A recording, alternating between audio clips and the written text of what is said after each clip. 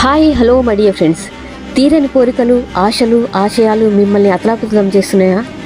ఎంత ప్రయత్నించినా, ఎంత వయసు వచ్చినా మీ కోరికలు అలాగే మిగిలిపోయాయా? ఇలా ఎందుకు జరిగిందో తెలుసా? మీరు అందరిలా ఆలోచించి మర్చిపోయారు మై డియర్ ఫ్రెండ్స్.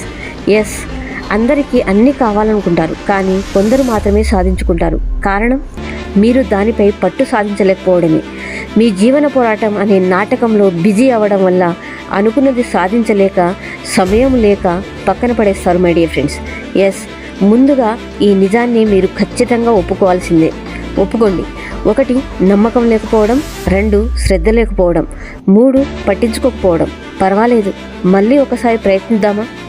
ఒక పని చేయండి. ఏదైనా ఒక కోరిక కోరుకోండి మై డియర్ ఫ్రెండ్స్. అది డబ్బు, సంపద అయినా ఇంకేదైనా ఏదో ఒక కోరిక కోరుకోండి. రోజులో వీలైనన్ని సార్లు ఆ కోరికను గుర్తు తెచ్చుకోండి మై డియర్ ఫ్రెండ్స్.